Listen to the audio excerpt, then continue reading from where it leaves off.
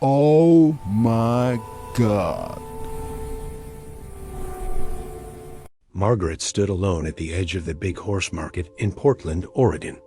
The sun was hot on her face, and dust covered her old brown boots.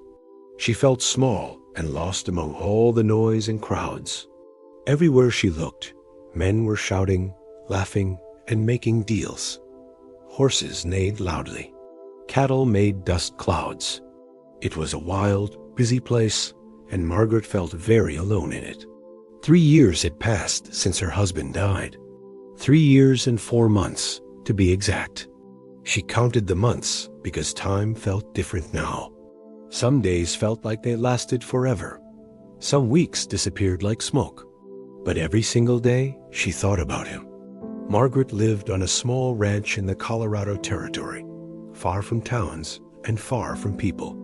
The ranch was far away from everything. Every morning, she woke up in the big house and had to do all the work alone. She had to fix the fence. She had to bring water from the well. She had to feed the animals and work in the garden. She had to do everything that her husband used to do, and everything that she used to do as well. The hardest part was that she needed help. She needed a strong animal to pull her wagon. She needed something powerful to carry heavy things from the market to her home. A good horse cost a lot of money. A good mule cost a lot of money too. But Margaret did not have much money. Her husband had not left her with many dollars. Every coin was important. Every penny had to be counted carefully. This was why she came to the market today. She hoped to find something cheap. She hoped to find an animal that was strong but did not cost much. Maybe she would find something that other people did not want. Maybe she would find a good deal. As Margaret walked through the market, she saw many animals. She saw big, strong horses that cost $50 or more. She saw pretty mules that were healthy and young. She saw animals that looked like they could work for 10 more years without any problem. But all of them cost too much money for her. Margaret kept walking. Her feet hurt. The sun made her tired. She was about to leave the market and go home with nothing when she saw him. In a small pen in the corner, away from all the other animals, stood a donkey. But this was not a healthy donkey. This donkey looked sick and sad. His body was so thin that you could count every bone. His coat was not clean or pretty. It was old and brown and covered with dirt. His eyes looked tired, like he had given up on life. He stood with his head down, not looking at anything or anyone. The other ranchers and traders walked past this donkey without stopping. Some of them laughed at him. One man said, "That one will not last through the winter. He will die before spring comes. Why does the seller not just let him go free?" Another man spat on the ground and said, "Nobody will ever want that donkey. He is too weak. He is too old. He is useless." But Margaret did not laugh. She did not walk away quickly like the others. Instead, she stopped and looked at the donkey for a long time. She saw something that other people did not see. She saw a living creature that was suffering. She saw something that needed help and love. She saw something broken, but she also saw something that might have value inside it somewhere. She saw hope where others saw only sadness. Margaret walked over to the pen and stood next to the donkey. She reached out slowly and touched his neck.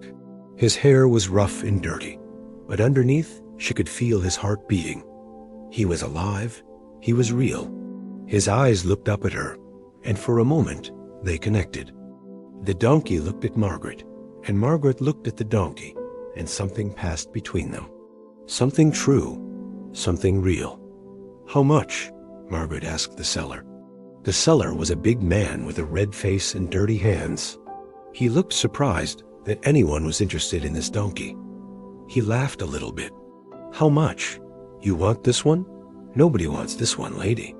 I cannot sell him. I have tried to sell him for 2 months. Take him. You can have him for 50 cents. Just take him away from here." 50 cents. Margaret had $5 in her pocket. She had been saving this money for important things. She had been saving it carefully for months.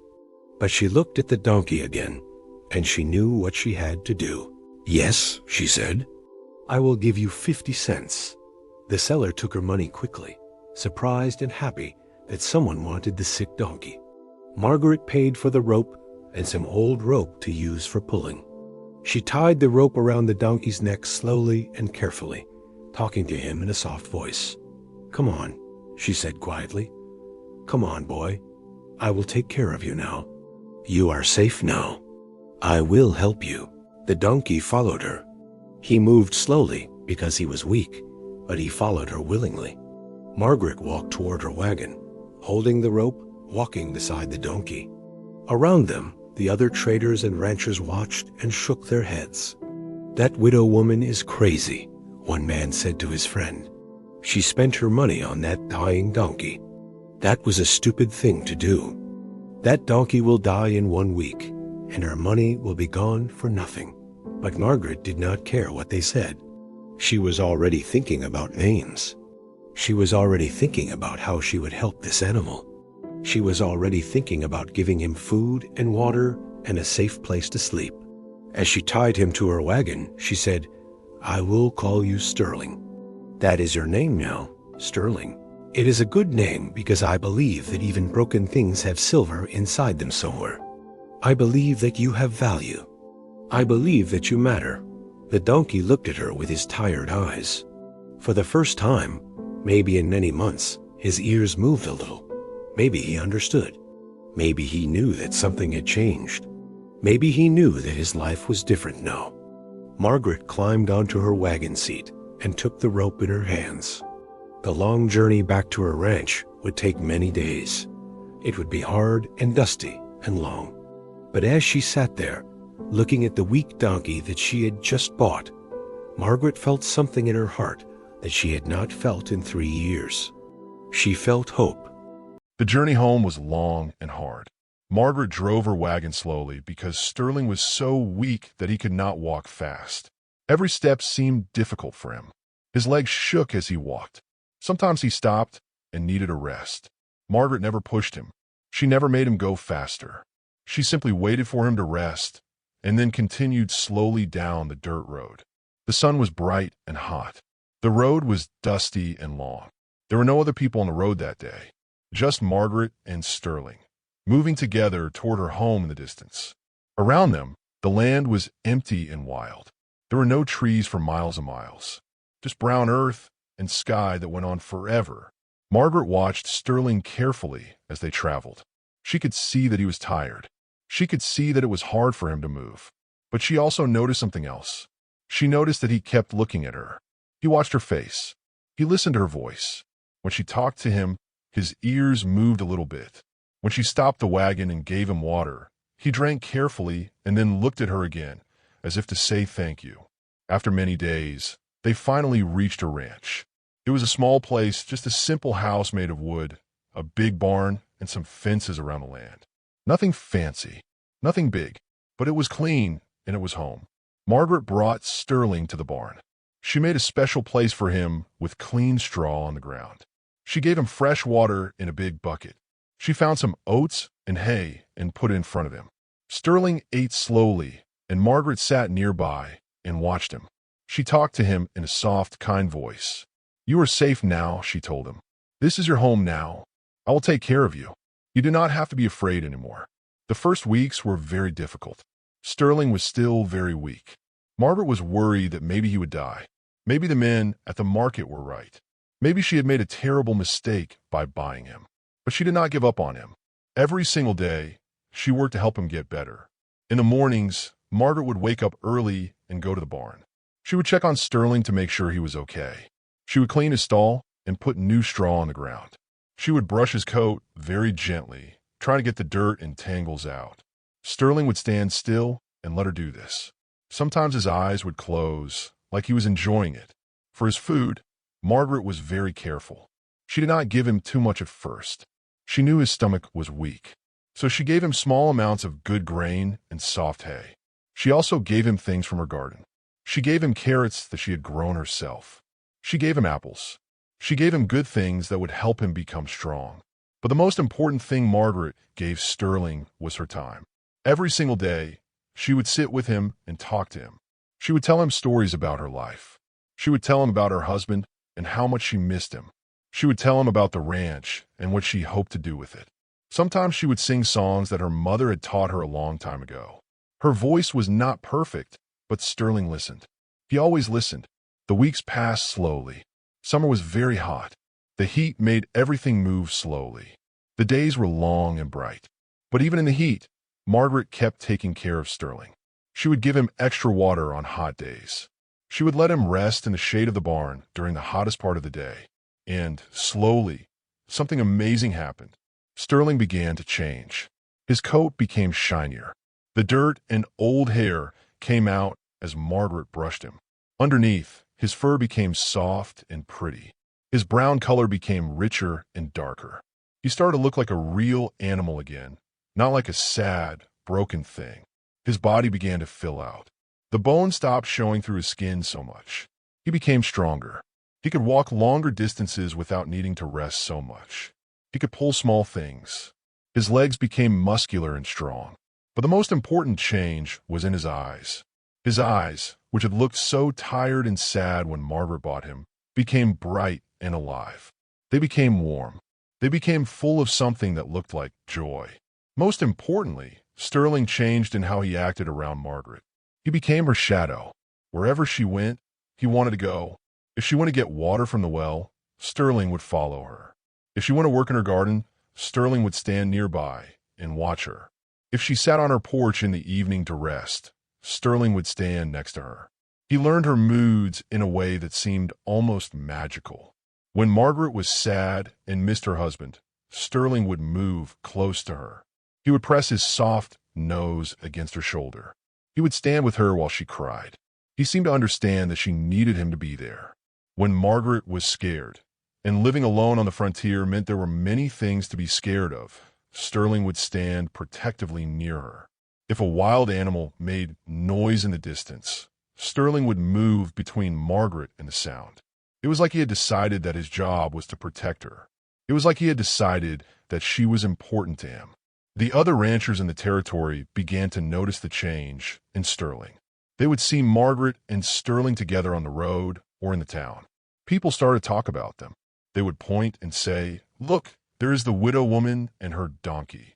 People began to smile when they saw them coming. There was something about watching them together that made people feel happy. One rancher said to another, "That woman and that donkey, they have something real between them. You can see it. It is not just that she fixed up that old donkey. It is that they love each other." And it was true. Margaret loved Sterling with all her heart. She loved him because he had shown her that broken things could be fixed. She loved him because he needed her. She loved him because he had given her a reason to get up every morning and work hard. And Sterling loved Margaret because she had seen his value when no one else did.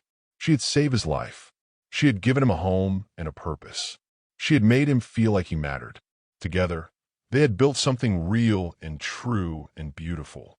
It became a legend, not because rich men said so, but because it was true, because it was real, because it showed that love is stronger than sadness, stronger than death, stronger than anything. And in that small house on the McKinney Ranch, people say that sometimes, on cold desert nights, you can still hear the sound of an old man talking softly and the gentle answer of a horse. Two souls who found each other when they needed each other most. Two souls who prove that second chances are real, that love is real, that you're never too old, too broken, or too lost to find a reason to live. The end. Margaret got better slowly. Every day, she became a little bit stronger. Tom came to visit her every morning and every evening to check on her.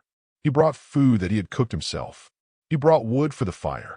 He helped her clean her house. He did all the things that Margaret could not do while she was still weak. At first, Margaret was embarrassed. She did not like that a man she barely knew had to help her so much. She did not like that she was weak and needed help. But Tom never made her feel bad about it. He never made it seem like she was a problem. He simply did what needed to be done, the way a good person helps another person who is in trouble. As the weeks passed and Margaret got stronger, something began to change between them. They started to talk more. They talked while Tom helped her around the house. They talked while they sat by the fire in the evening. They talked about their lives and their dreams. Tom told Margaret about his ranch. He told her that he had worked very hard to build it up from nothing. He told her that he had felt lonely for a long time, living alone in such a big, empty place.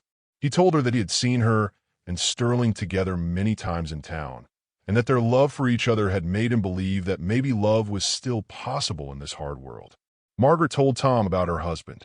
She told him about how much she had loved him and how much she had missed him after he died. She told him that she thought her life was over. She told him that she had thought she would always be alone. She told him how Sterling had helped her see that there was still joy in the world, even after sadness. Tom listened to everything Margaret said. He listened with his whole heart. When she talked about sad things, his eyes became soft and kind. When she laughed, he laughed too. By the time spring came, Margaret was completely healthy again. The snow had melted. The flowers were growing. The world seemed new and fresh and full of possibility. One day in April, Tom came to visit Margaret in the morning. He looked nervous. His hands were shaking a little bit. Margaret could see that something was different about him today. "Margaret," he said, his voice quiet and serious, "I need to ask you something very important. I have been thinking about this for many weeks. I have been practicing what I would say to you. But now that I am here, I do not know the right words." Margaret's heart was beating very fast. She thought she knew what he was going to say, but she did not want to guess wrong. Tom took her hand. His hand was warm and strong. "I love you," he said. "I know that we have not known each other for very long. I know that you loved your husband very much, and you always will. But I also know that I love you. I love your strength. I love your kindness. I love how you saved that donkey and gave him a life worth living. Will you marry me? Will you let me be part of your life? Will you let me help you build something beautiful here?" Margaret looked at Tom. She looked at his honest face and his kind eyes. She thought about how he had saved her life. She thought about how he had stayed with her when she was sick. She thought about how he had treated her with respect and kindness every single day since then. "Yes," she said simply. "Yes, I will marry you." They decided to get married in April when everything was green and growing and alive. They did not want a big fancy wedding. They were simple people living a simple life. They asked the preacher to come to the ranch. They asked some neighbors and friends to come and witness the marriage. Margaret wore her best dress, which was white with small blue flowers on it. It was not a wedding dress, but it was the most beautiful thing she owned. Tom wore clean pants and a clean shirt. He looked nervous and happy at the same time. But the most important part of the wedding was Sterling. Margaret and Tom decided that Sterling should be part of the ceremony. Sterling was the reason they had met. Sterling was the reason Margaret was still alive. Sterling was the reason Margaret had learned to love again and believe in life again. Tom and a friend worked together to make a wreath of wildflowers. They made it beautiful, with yellow flowers and purple flowers and white flowers all woven together. They put this wreath around Sterling's neck. When the preacher asked if Margaret would take Tom as her husband, Sterling stood right beside them. When Tom said his vows, Sterling was there. When they exchanged rings, Sterling was there. And at the end of the ceremony, when the preacher said they were now husband and wife, Sterling brayed a happy sound, like he was cheering for them. Everyone laughed and clapped their hands. People were crying happy tears. It was not just a wedding between two people. It was a celebration of love. The love between Margaret and Tom, and the love between Margaret and Sterling, and the love that Sterling had shown by saving Margaret's life. After the ceremony, people gathered for food and celebration. Someone from town had brought a newspaper person to write about the wedding. The newspaper person had heard the story about Sterling saving Margaret's life, and he wanted to write about it. "This is an amazing story," the newspaper person said. "A woman buys a dying donkey for 50 cents. The donkey saves her life, and now they're getting married because of what that donkey did. This is the most beautiful story I have heard in many years. I'm going to write about this in my newspaper." The story was published in newspapers in 3 different states. People read about Margaret and Sterling and Tom. People wrote letters asking questions about them. Some people even came from far away just to see the famous donkey who had saved a woman's life. Tom and Margaret did not think of themselves as famous. They were just trying to live their lives and be happy together. But they understood that their story meant something to people. It meant that love was real. It meant that kindness mattered. It meant that even the smallest creatures could do the biggest things. Margaret and Tom worked together on the ranch. Sterling worked with them too. The three of them had become a family. Not the family Margaret had before, but a new family. A family built on love and loyalty and second chances. Every evening, Margaret would sit on the porch with Tom, and Sterling would stand nearby. They would watch the sun go down and talk about the day. And Margaret would think about how grateful she was for that day at the market when she decided to buy a weak donkey for 50 cents. That one decision had changed everything. 20 years passed. 20 years of hard work, happiness, and building something beautiful together.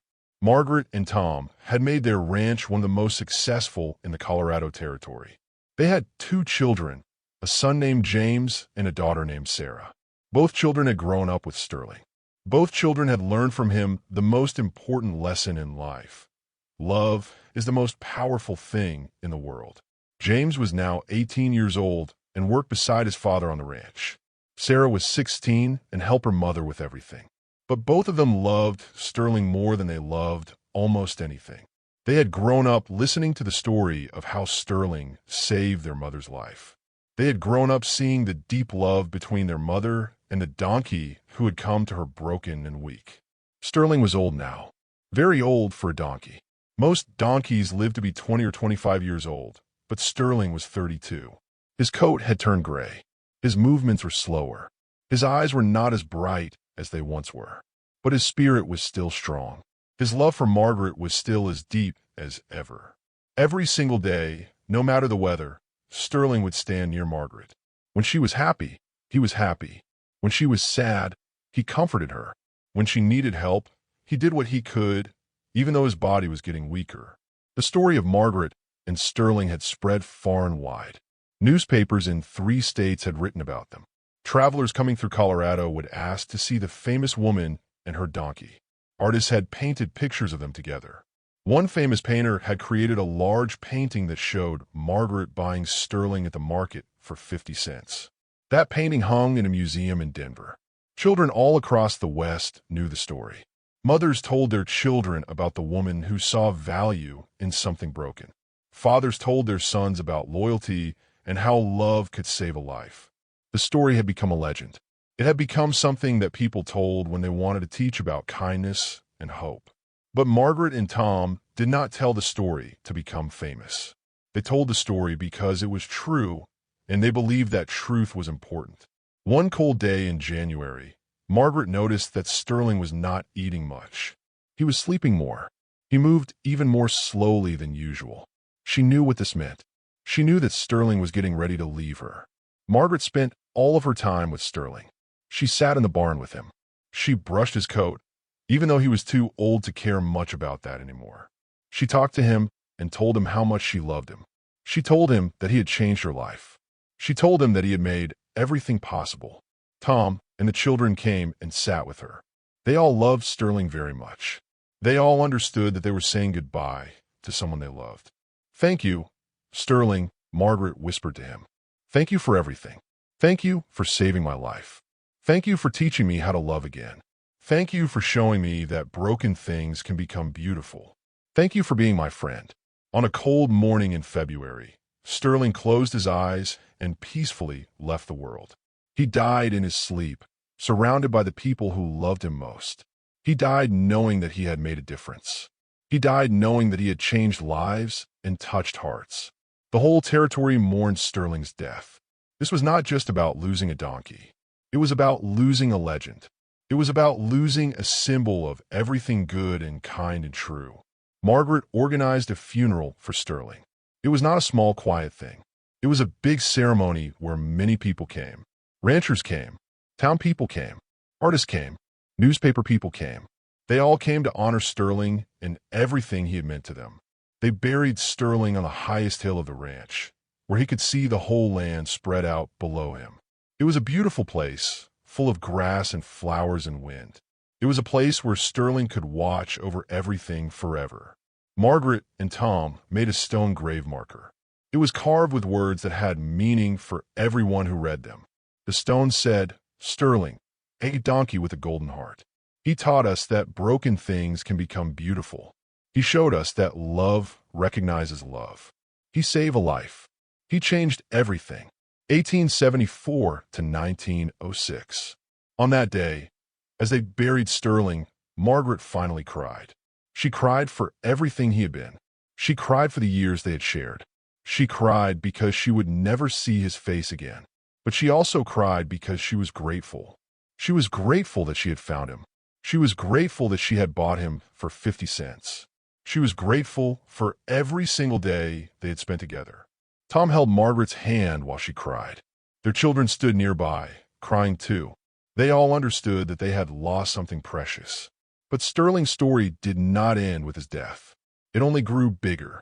The painting of Margaret buying Sterling at the market became famous all across America. Children in New York read about Sterling. Children in California heard the story. The tale of the woman and the donkey traveled everywhere. It traveled faster and farther than any horse could run.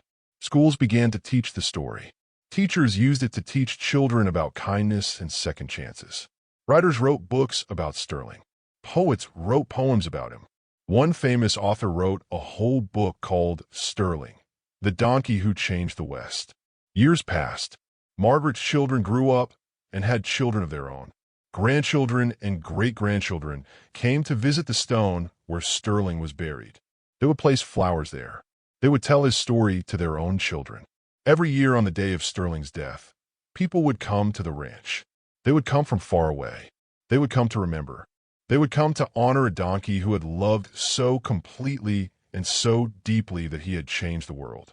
Margaret lived to be 80 years old. She lived a long, happy life with Tom.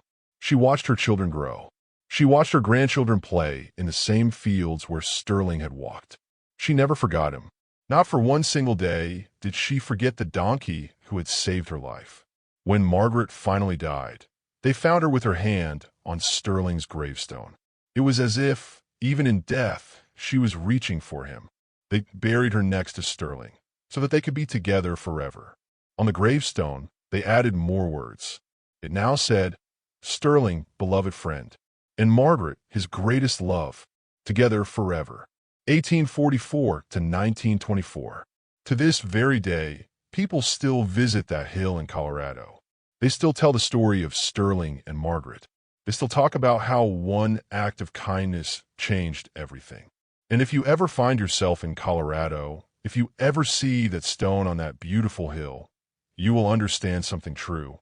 You will understand that love is the most powerful thing in the world. You will understand that broken things can become beautiful. You will understand that one person or one donkey can change the world forever. That is the story of Sterling.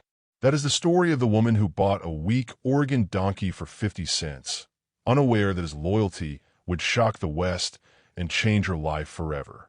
And it is a story that will be told for as long as people believe in love, hope, and second chances. The end.